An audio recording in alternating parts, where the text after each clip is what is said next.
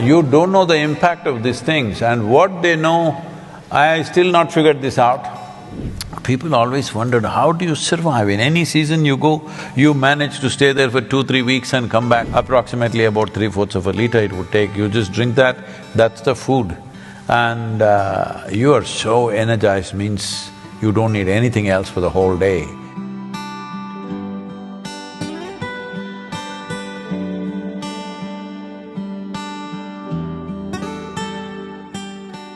We have forgotten that soil is the greatest and the most complex and sophisticated living system, not on just the planet, in the universe.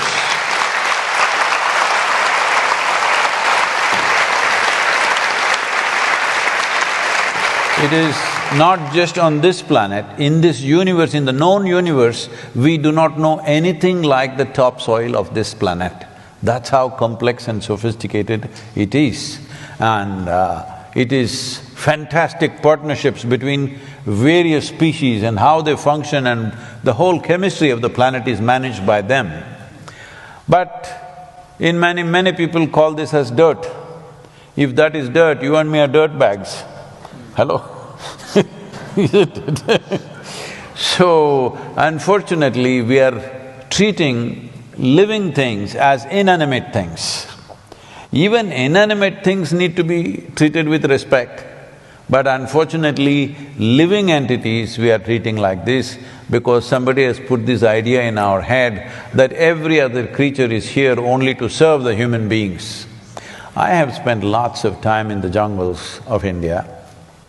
I've spent so much time observing all the different creatures, not just the big ones, the small ones, because the crickets, the grasshoppers, the ants, termites, you better know who they are, because I've been in the jungles, I've had close encounters with tigers, I have very close encounters with elephants, and the Indian wild buffalo is terror, but I've been very close around them. After all that, when you come out of the jungle after 2-3 weeks, the only thing you really remember is the insects. Really. You don't know the impact of these things, and what they know, I still not figured this out. They'll be going they'll be going exactly at… especially in the rainforest in the south, exactly at 2:30 in the morning, chuck, they'll stop. Within 30 seconds, another group starts off. They'll go on for hours. Every day, I'm just looking at the watch, exactly at 2:30 in the morning. What are they doing? They know something that you and me have not figured out, all right? I'm saying without a clock, without anything, they know time to the second. How? But they know. As the birds know how to, they got their own GPS, insects got their own time clock. And exactly they know, and if you just observe them, today is going to rain. I am there in the jungle without any equipment, except what I'm wearing, there's nothing else. So, rain is an important part because if it starts raining in these southern Indian jungles, it can rain for 3 days non-stop, okay? So you better find a place where your bones will get wet, it's like that. So if you just observe the insects, they are all preparing for the rain, nothing, no cloud in the sky. But I learn to trust them. If I watch them, I know that it's going to rain means it's going to rain. When they say it, it's true. Meteorologists, the only two professions in the world where you can be wrong 50% of the time is either you're a weatherman or you're an astrologer.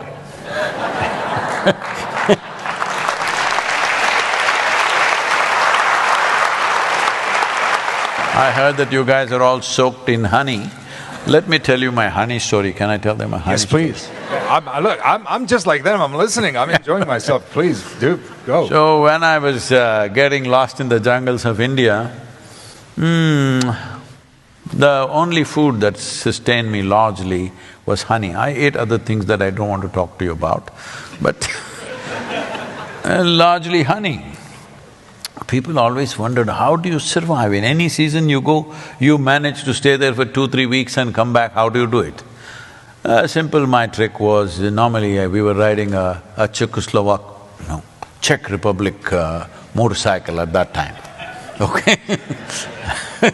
These days everything is sensitive, you can't say anything as it was. You can say Thomas here. So, we were riding a Java or a SD, so it has a petrol tube. Normally you need 7–8 inches of petrol tube, but I always put extra, about 15–16 inches of petrol tube, because it gets hard, you can keep cutting it and putting it on. The rubber gets hard. And this is also for my honey, so when I park the motorcycle in the forest and cover it up with all branches and stuff, I pull off the petrol tube and put it in my pocket and go. So I climb up the tree and the hill, I don't know what kind of honeybees you have here, I have no experience of this. There we have what is called as black bees. They are this big, about 1.5 inches long, and honey is fantastic in the Western Ghats because the variety of vegetation there is probably like no other in the world. The number of species of plants there is like nothing else in the world. So, I go there and these huge hives, they built it on that kind of branch where the sloth bears cannot get. A sloth bear weighs approximately 70 to 85 kilograms. So, the bees are so smart, they will build it in a place where the bear cannot get to it. Just on that kind of branch, where the bear will not be able to go because the branch will bend. So I'm just around little over 70 kilograms. So I crawl up that, go close to it, stick my pipe into the hive and drink it up. I drink up about 3/4 of a liter of honey, and for the day I'm settled. So I just lived on honey for many weeks, and there are tribes called honey shepherds in India, they're called Jenukuruvas. So I went and lived with them, and they just live on honey. Every day, from morning to evening, just their bamboo glasses about this tall, approximately about 3/4 of a liter it would take, you just drink that, that's the food. And you are so energized, means you don't need anything else for the whole day.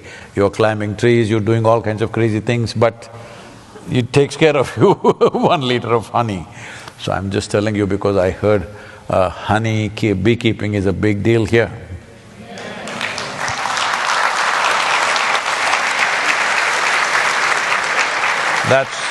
That's probably one of the smartest things that you've done in your country. It will pay.